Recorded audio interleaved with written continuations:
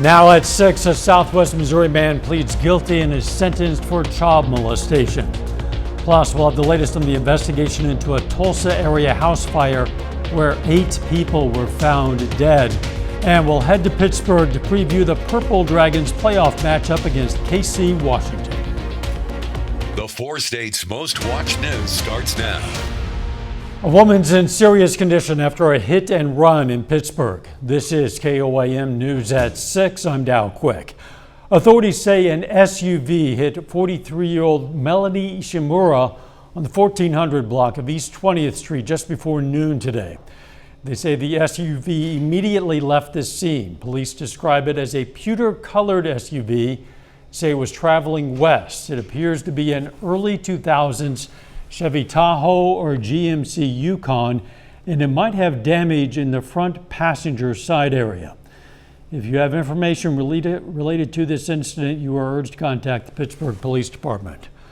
Fire crews battle a mobile home fire near Seneca, Missouri. That home has been burning on Angus Drive near the Oklahoma line. Everyone was reported out of the residence. Reddings Mill Fire responded along with Newton County Ambulance. They requested mutual aid from the Seneca, Quapaw, and Joplin fire departments. Our reporter on the scene, Shannon Becker, tells us 2 adult residents have now lost their home. A Neosho, Missouri man is sentenced for child molestation. 19-year-old David Cox pleaded guilty, and a judge today sentenced him to 15 years in prison. Authorities say the victim claimed to be forcibly molested between the ages of 11 and 14. That continued until 2021 when David Cox was 17 and subject to prosecution as an adult. Prior to today's guilty plea, that case was scheduled to go to trial next week. A 15-year-old boy from Aurora, Missouri is critically injured after being hit by a car. Authorities say the boy and a friend were crossing Highway 60 in Lawrence County in low light conditions when he was hit. Police do not believe the driver was impaired. The boy has undergone surgery but remains in critical condition at last report. The investigation continues. The Southwest Missouri woman who fled while bonded out on a murder charge is back in McDonald County. McDonald County Sheriff's deputies traveled to Indiana yesterday to pick up Dawn Wynn. Authorities arrested Wynn for the suspected shooting of her husband Harold Wynn last November. She was given a reduced bond of $100,000 surety, which means she paid 10% of it. Authorities say she was out on bond when she disappeared after saying she was suicidal. A warrant was issued which revoked her bond, and now Wynn is in the McDonald County Jail held on a no bond status. Oklahoma authorities say the death of 8 people, including 6 children, found in a burning home in the Tulsa area is now being investigated as a murder-suicide. Broken Arrow Police Chief Brandon Berryhill says the 6 children range from 1 to 13 years old, and the 2 adults found dead are considered suspects. The causes of death are still under investigation, but the Broken Arrow Fire Chief says it does not appear anyone died because of the fire. This is an extremely difficult time for our city and our departments. We pray that healing will follow this, and as we move through this investigation, it will continue to be a difficult time.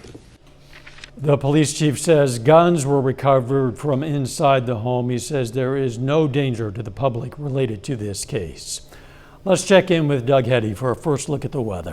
Well, it turned out to be a nice Friday for us today. A lot of mid and upper level clouds, but temperatures great again as most of us went into the upper 60s to near 70s. Still 64 in Monette, Miami at 66, 64 in Pittsburgh. We got 66 in Chanute. It looks good across the region. If you are heading out shortly, we got high school football tonight. A lot of cloud interference. We're going to stay dry, kind of chilly. Temperatures dropping back through the 50s, so probably want at least a hoodie. Look at the clouds increasing from south to north. We have a storm system down across Texas into southern parts of Oklahoma, and this rain is slowly going to creep in our direction as we go through the next 24 hours. So clouds will increase, especially after midnight, overnight low down to about 47. We're going to look at those rain chances for the weekend here in just a bit. All right, we'll see you then. The Miners Hall Museum in Franklin, Kansas is getting a big grant and donation to help preserve a part of Southeast Kansas coal mining history. That check presentation today totaled more than $337,000. $225,000 of that comes from a state grant, and the Patterson Family Foundation gave more than $112,000.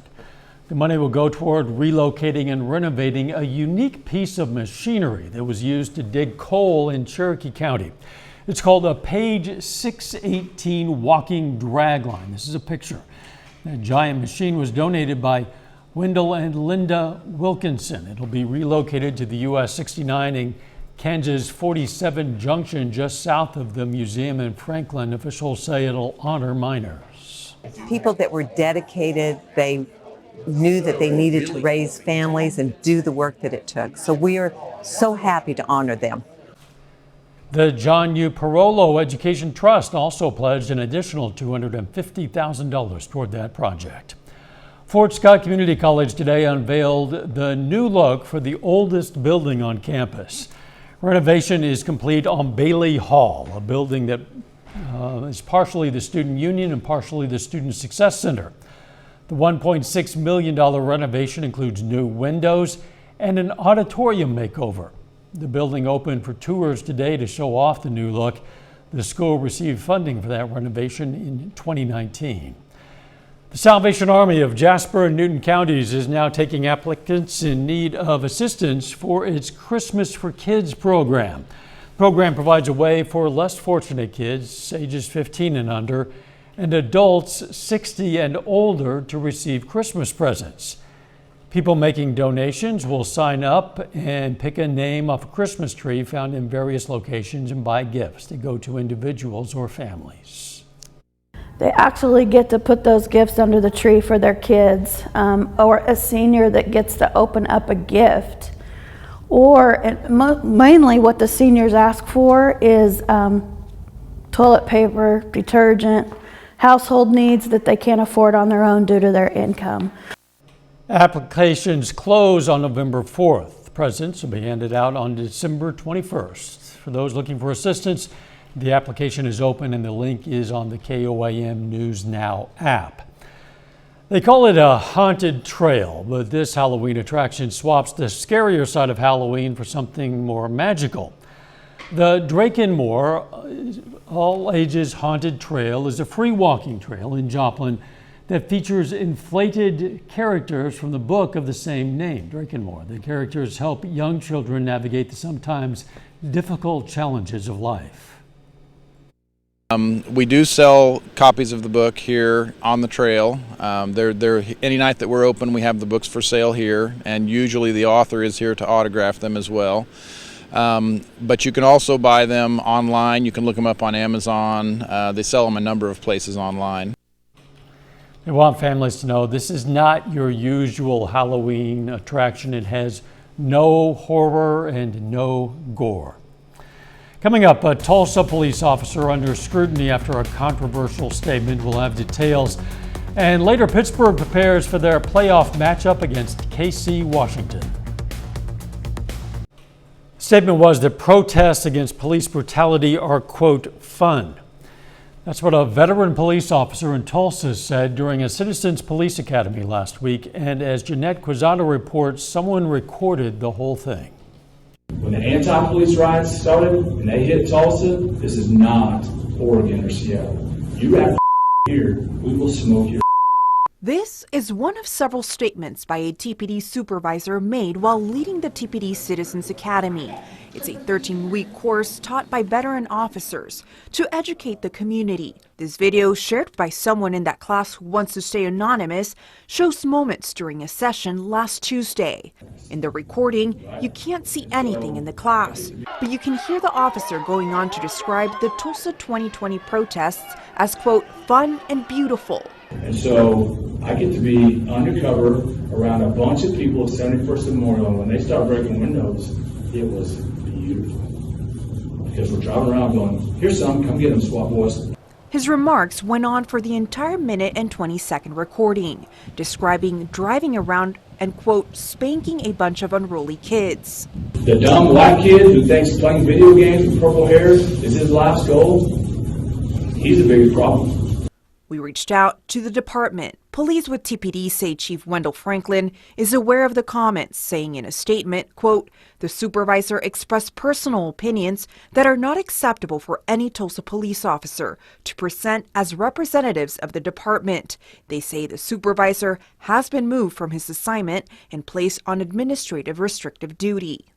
The chief tweeting a message of his own a few minutes later, saying, quote, I'm deeply disappointed, going on to say the sergeant comments do not reflect the values of this department. The chief of police says other police personnel may have been there for those comments, and if any of them failed in their responsibilities, they will be held accountable. A little bit later, we're live in Pittsburgh as Pittsburgh opens the 5A playoffs at home against KC Washington. Plus, we have some weekend rain chances that we are tracking. We're going to look at that coming up.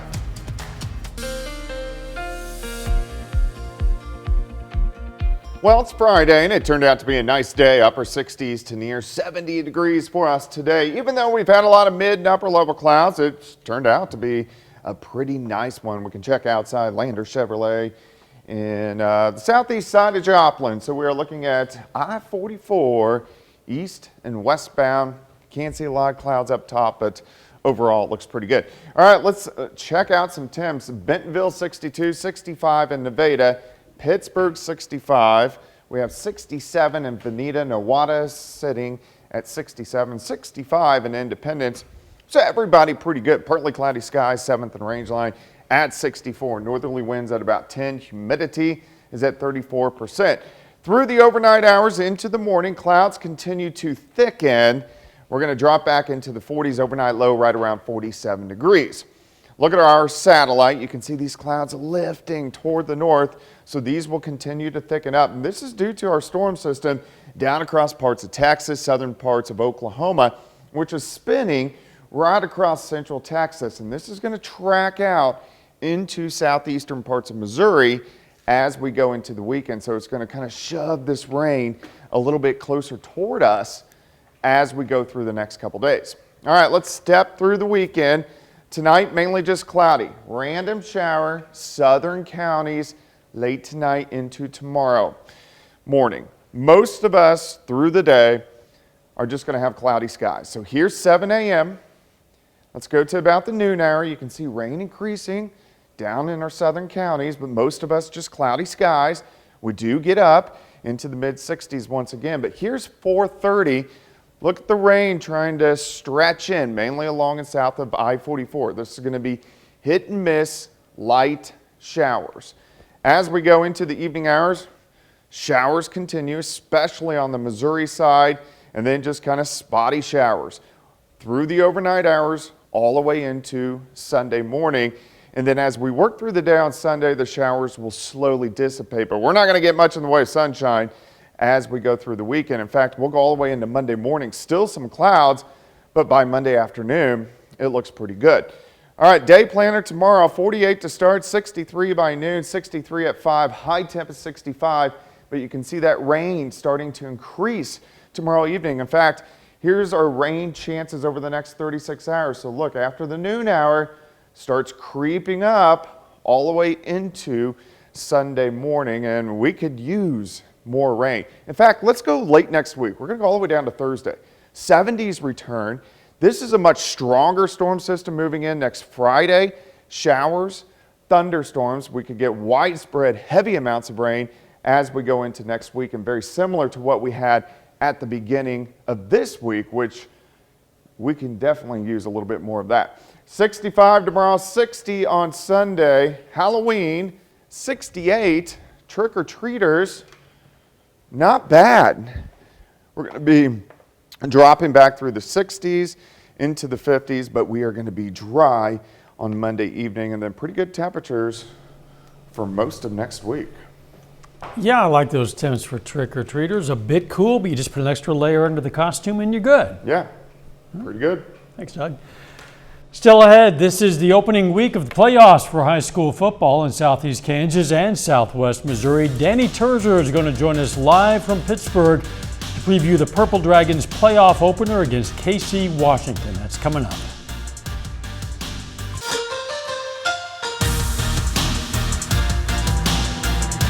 Today marks the beginning of the postseason for many local football programs across the four states, including right here in Pittsburgh. Pittsburgh is at home tonight hosting a first-round playoff game against KC Washington. And Purple Dragons head coach Josh Latimer joins me now. Coach, you start the season 0-2, but you've bounced back, won 5 of your last 6 games. How have you seen this team improve over the course of the season? The kids just work extremely hard, and everything we've asked them to do, they've done. They don't want to just be good. They want to be great. And there's no special pill. You just got to put the grind in and put the work in. One of your most dominant games of the season last week, you beat Wichita North by 31 points. What do you hope to carry over from that game into tonight? We got to clean some things up on the field and eliminate the penalties, execute, get our alignments and our assignments down to perfection, and play as hard as we can. Our effort's never the issue. It's just alignment, assignment, and execution, doing our job the best that we can. A little bit more at stake now in the postseason. What do you see from the preparation this week from the team? The kids are excited. The coaches are excited. Pittsburgh's excited. One game at a time. We'll talk about going 1-0. 1-0, play-by-play, quarter-by-quarter, and then game-by-game. You talk about the community being excited. You get to do this one at home. How special is that? When you're at home, the community of Pittsburgh is unbelievable. And just the support the kids have, us coaches have, the backing that the parents, the quarterback club, just numbers and numbers of families feeding our kids on Friday mornings, Thursday nights, Wednesday nights. We want to do a good job and represent Pittsburgh well tonight. Thank you so much. Good luck tonight. Danny, thank you for having us on. Down the road, the undefeated Girard Trojans kick off the postseason tonight, hosting the Parsons Vikings. There's some history with this matchup. The last time these two teams met was in the playoffs last year. Girard ended Parsons' season, beating the Vikings 32-13 in the regional round. In Missouri, Joplin hosts Ray Peck in the Class 6 District 3 quarterfinals tonight. The Eagles are coming off a huge game offensively. They dropped a season-high 68 points last week. Joplin finished the regular season with a 7-2 record, while Ray Peck went 5-4. All of these games begin at 7 p.m. We'll have highlights right here at 10. The Kansas City Chiefs enjoy a bye week this week. Through 7 games, they're in a pretty good spot. The Chiefs are 5-2 and first in the AFC West. Now we'll hear from the voice of the Chiefs, Mitch Holtis, on this week's Minute with Mitch.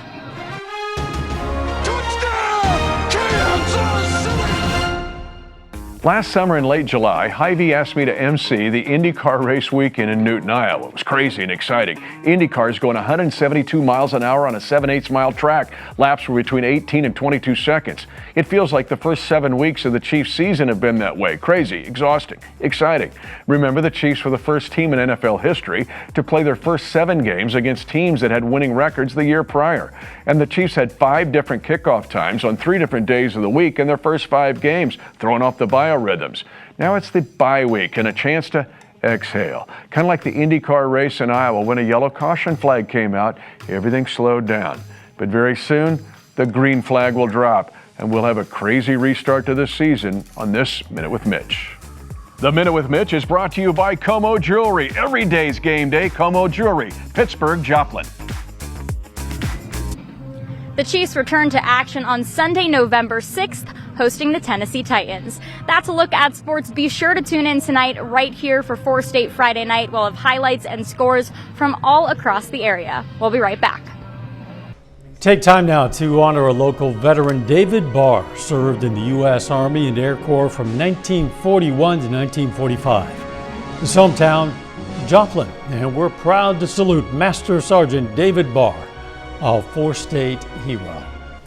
Here's a look at what's coming up on KOAM News at 9 on Fox 14. Authorities investigate after the husband of House Speaker Nancy Pelosi was attacked inside their California home. Plus, a surge of RSV cases nationwide is raising concerns of a possible triple-demic, and how the new Federal Bureau of Prisons director is addressing issues of violence inside prisons. Those stories and a lot more coming up tonight. KOAM News at 9 on Fox 14. Those heading out to football want to take a jacket tonight. Yeah, it's going to be a little bit chilly, but fairly decent evening, and then some showers start to roll in late tomorrow. See you at 10. Let's make it a great evening.